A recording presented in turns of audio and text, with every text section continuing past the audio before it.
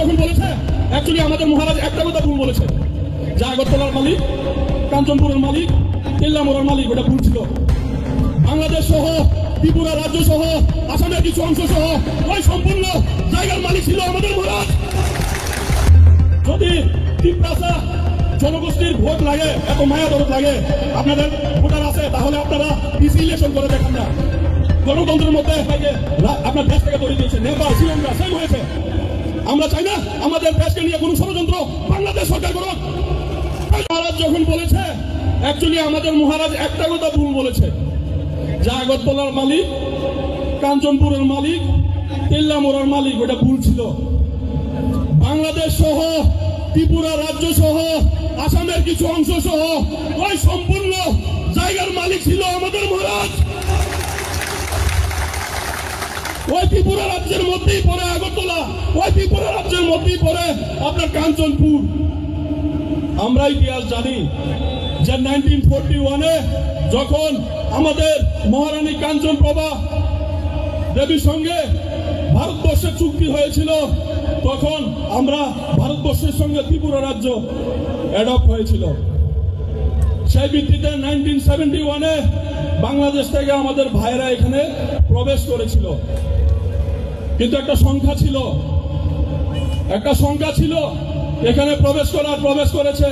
কিন্তু আজকের দিনে আমরা আমাদের রঞ্জিত দেববর্মা এমএলএ স্যার যখন আওয়াজ তুলে যে ইলিগেল ইমাইগ্রেন্টস গো ব্যাক, ওইটা কোনো বাঙালিদের বিরুদ্ধে না। আমিও তো বাঙালি, আমার কোনো হিন্দু সম্প্রদায়ের, আমার সনাতন ধর্মের কোনো ভাইকে যদি কিছু বলে, আমিও ওদের পাশে থাকবো, কারণ আমিও বাঙালি। ওটা তো কোনো আমাদের হিন্দু সম্প্রদায়ের ভাই বা বাঙালিকে বলিনি, কখনো বলিনি। বলছে বাংলাদেশি ইমাইগ্রেন্টস গো ব্যাক। তো আপনারা কি চান যে বাংলাদেশ থেকে প্রত্যেক দিন বাংলাদেশ থেকে এদিকে ঢুকুক বাংলাদেশে? ওইটা আমরা কখনো চাই না। কিছু লোক ষড়যন্ত্র করছে আমাদের এই যে ইউনিটি, আমাদের এই থানসাকে দুর্বল কিভাবে করা যায়। আমরা জানি এটা বাংলাদেশ সরকারের একটা ষড়যন্ত্র, আমরা জানি। কারণ আপনারা দেখতেছেন ইতিমধ্যেই বাংলাদেশ জনগণ রাস্তায় নেমে প্রধানমন্ত্রী সহ সবাইকে আপনার দেশ থেকে ধরিয়ে দিয়েছে। নেপাল, শ্রীলঙ্কা সেম হয়েছে। আমরা চাই না আমাদের দেশকে নিয়ে কোন ষড়যন্ত্র বাংলাদেশ সরকার করুক। প্রয়োজনে দেশের জন্য রক্ত দেব। এ দেশ আমাদের, এই দেশ নিয়ে ষড়যন্ত্র করার কোন দেশের অধিকার নেই। ষড়যন্ত্র করলে তাদের চোখ উগড়ে ফেলে দেব। আপনারা জানেন যারা বাংলাদেশি ইলিগেল ইমিগ্রেন্টস ঢুকছে, তারাই একসময় বিদ্রোহ সৃষ্টি করবে এই ভারতবর্ষে বিভিন্ন জায়গায়। কারণ আমার জন্ম ভারতবর্ষে, আমার জন্ম ত্রিপুরা রাজ্যে।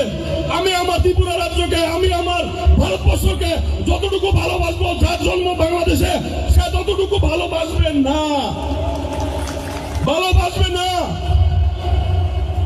ভালোবাসা ওই বাংলাদেশের জন্যই থাকবে।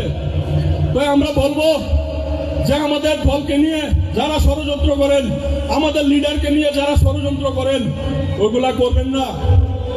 আমরা রাজ্যবাসী, আমরা ত্রিপুরাবাসী, আমরা ত্রিপ্রাসা, আমরা হিন্দু, আমরা মুসলিম, আমরা বুদ্ধিস্ট, আমরা খ্রিস্টান, আমরা একসঙ্গে দাঁড়াবো এবং সেই ষড়যন্ত্রের প্রতিবাদ করব।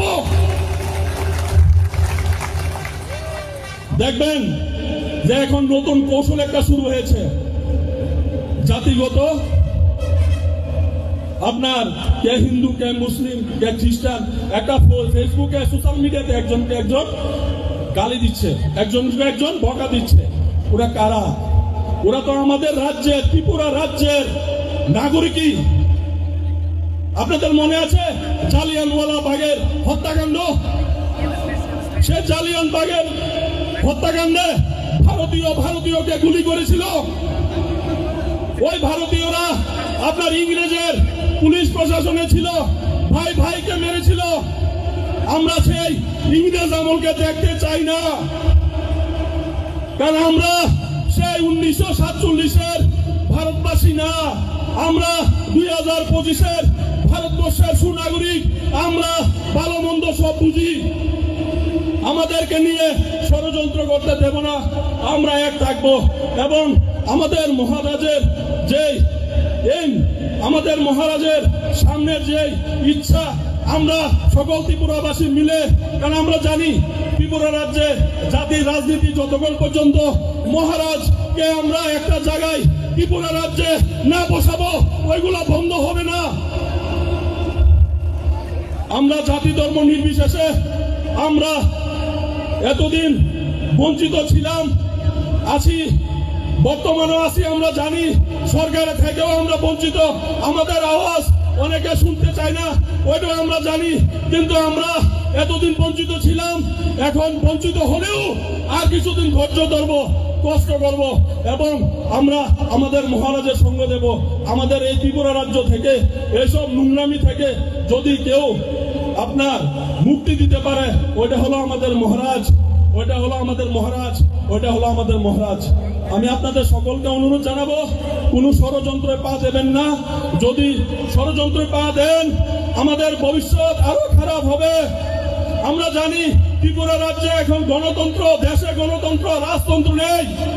যদি রাজতন্ত্র না থাকে, গণতন্ত্র থাকে, আজকে 10 বছর হলো পিসি নির্বাচন কেন করে না? যদি ত্রিপ্রাসা জনগোষ্ঠীর ভোট লাগে, এত মায়া দরদ লাগে, আপনাদের ভোটার আছে, তাহলে আপনারা পিসি ইলেকশন করে দেখান না। গণতন্ত্রের মধ্যে আজকে 9 বছর হলো, 10 বছর হলো, আপনারা কেন নির্বাচন করছেন না? নির্বাচনটা করে দেখেন। যেসব জুমলা, ওইসব জুমলার জায়গায় চলে যাবে। তাই আমি আর বেশি কিছু বলছি না।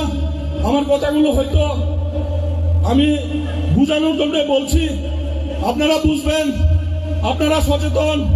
সকালে প্রত্যেকের কাছে স্মার্টফোন আছে, প্রত্যেকের কাছে মোবাইল আছে, আপনারা প্রত্যেক দিনের নিউজ মোবাইলে দেখতে পান কি চলছে রাজ্যব্যাপী।